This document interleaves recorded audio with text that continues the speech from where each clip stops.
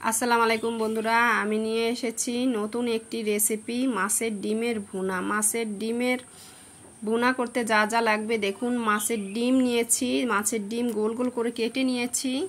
তেল লাগছে কাঁচামরিচ চিড়ে নিয়েছি দেখুন মাঝখান দিয়ে। পেঁয়াজ কুচি একটু বেশি পরিমাণে লাগবে। লবণ লাগবে, টমেটো, জিরা গুঁড়া, আদা রসুন পেস্ট, গোটা জিরা, ঝালের গুঁড়া, হলুদের গুঁড়া।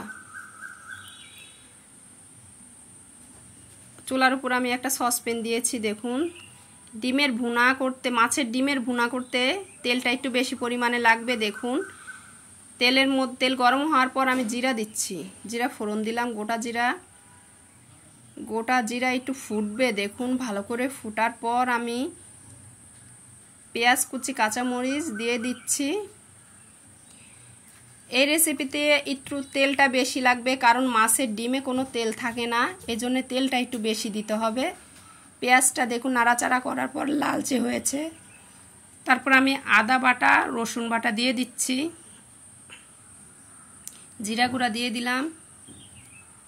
জিরা গুঁড়া দেওয়ার পর সামান্য একটু পানি দিব, যেন পুড়ে না যায় মশলাটা পানি না দিলে পুড়ে যাওয়ার ভয় থাকে।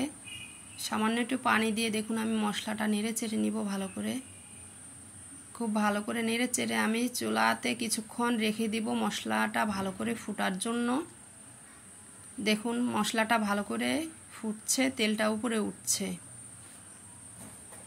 এবার আমি বাকি মশলাগুলো দিয়ে নিব।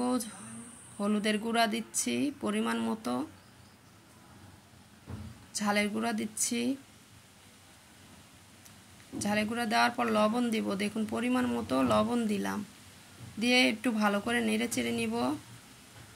খুব ভালো করে মশলাটা কষাতে হবে।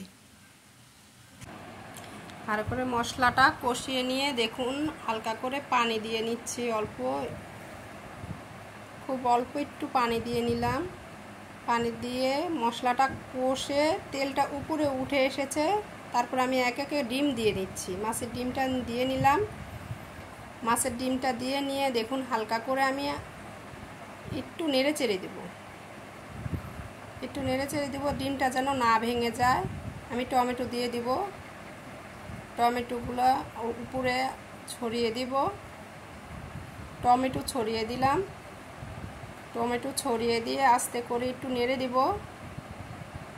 টমেটোটা একটু নেড়ে দিয়েছি আমি।